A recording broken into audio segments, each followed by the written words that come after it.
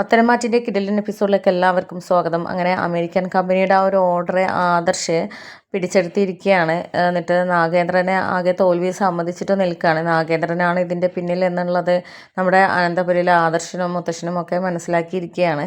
പക്ഷേ അവന്തിക നാഗേന്ദ്രൻ്റെ കൂടെ കൂടിയിട്ടുണ്ട് എന്നുള്ളതിനൊരു പിടുത്തം അവർക്ക് ഇതുവരെ കിട്ടിയിട്ടില്ല. അങ്ങനെ അവന്തിക നാഗേന്ദ്രനെ കാണാൻ വേണ്ടിയിട്ട് വരുന്നുണ്ട്. എന്നിട്ട് ചോദിക്കുന്നുണ്ട്, അല്ല അച്ഛ എന്തിനാ ഇങ്ങനെ ഓരോ മോഹങ്ങൾ തരുന്നത്? അച്ഛനല്ലേ പറഞ്ഞിരുന്നത് അവരെ തകർത്തെറിയാൻ പറ്റിയൊരു അവസരമാണ്, ഇതിൽ തകർത്താൽ പിന്നെ ജീവിതകാലം അവർക്ക് മുന്നോട്ട് വരാൻ സാധിക്കില്ല എന്നുള്ളത്. പക്ഷേ ഇപ്പോൾ എന്തായി, അവർ ജയിച്ചില്ലേ എന്നൊക്കെ ഇങ്ങനെ പറയുന്നുണ്ട്. അപ്പോൾ ആ സമയത്ത് നാഗേന്ദ്രൻ പറയുന്നുണ്ട്, ഇതൊക്കെ തോൽവി എന്നുള്ളത് സാധാരണയാണ്, തോൽവിയിൽ നിന്നാണല്ലോ ജയം ഉണ്ടാവുക. ഞാനിന്ന് ഇതുവരെ എത്തിയിട്ടുണ്ടെങ്കിൽ അത് തോൽവി സമ്മതിച്ചിട്ടും തോൽവിയിലൂടെയുമാണ് ഇത്രയും ഉയരത്തിലെത്തിയിട്ടുള്ളത്. അതിനെക്കൊണ്ട് എനിക്ക് വിശ്വാസമുണ്ട്, നമ്മൾ ജയിക്കും, നമ്മൾ ഏറ്റവും മുകളിലത്തെ അറ്റത്ത് എത്തും എന്നുള്ളത് എനിക്ക് ഉറപ്പുണ്ട് എന്നൊക്കെ ഇങ്ങനെ പറയുന്നുണ്ട്.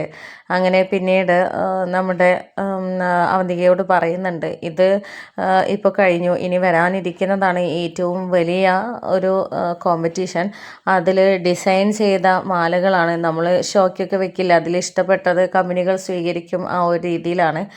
അപ്പോൾ അമേരിക്കയിൽ നിന്നും ഈ ഓർഡർ വന്നതിന് പകരം നമുക്ക് ദുബായിൽ നിന്നും ഒരു ഓർഡറിൻ്റെ കിട്ടാനുള്ള ചാൻസാണ് അത്.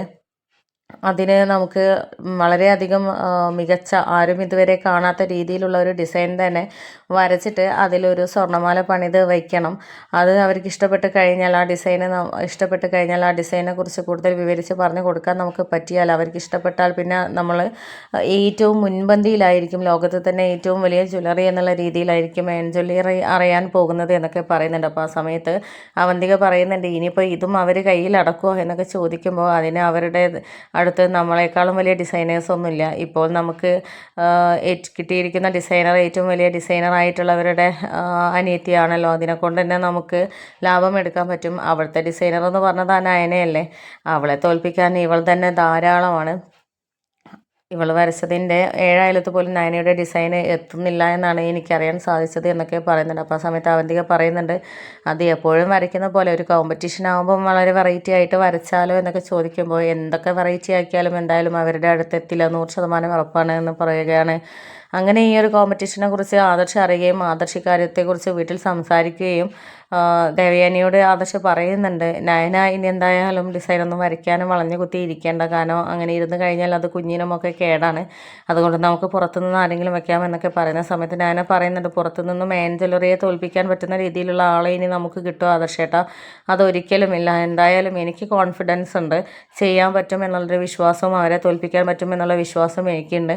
കുറച്ച് കാലമായാലും ഡിസൈൻ വരച്ചിട്ട്, അതിനെക്കൊണ്ട് എൻ്റെ മനസ്സിലുള്ള ഡിസൈൻസൊക്കെ ഒന്ന് പൊടി തട്ടിയെടുത്ത് വളരെ വെറൈറ്റി ആയിട്ടുള്ള കാര്യങ്ങളൊക്കെ ആലോചിച്ച് വെച്ചതൊക്കെ എനിക്ക് വരച്ചിട്ട് അത് ഗോൾഡിലേക്ക് മാറ്റിയെടുക്കാനുണ്ട് എന്നൊക്കെ പറയുന്ന സമയത്ത്, നിനക്ക് ആത്മവിശ്വാസം ഉണ്ടെന്നുണ്ടെങ്കിൽ നീ എന്തായാലും വരച്ചോ, കാരണം ഇതിനു മുമ്പ് നമ്മൾ തോൽക്കും എന്നുള്ള പ്രതിസന്ധിയിൽ നിൻ്റെ ഡിസൈൻ കൊണ്ടാണ് നമ്മൾ ഇതുവരെ എത്തിയിട്ടുള്ളത്. അപ്പോൾ ഏഞ്ചലിനെ തോൽപ്പിക്കാൻ നിനക്ക് പറ്റുമെന്നുള്ളൊരു വിശ്വാസം ഉണ്ടെങ്കിൽ നീ മുന്നോട്ട് പോയിക്കോ എന്നൊക്കെ ഇങ്ങനെ പറയുകയാണ്. അങ്ങനെ നമ്മുടെ നായന വളരെ മികച്ച രീതിയിലുള്ള ഡിസൈൻ തന്നെ വരയ്ക്കുകയാണ്.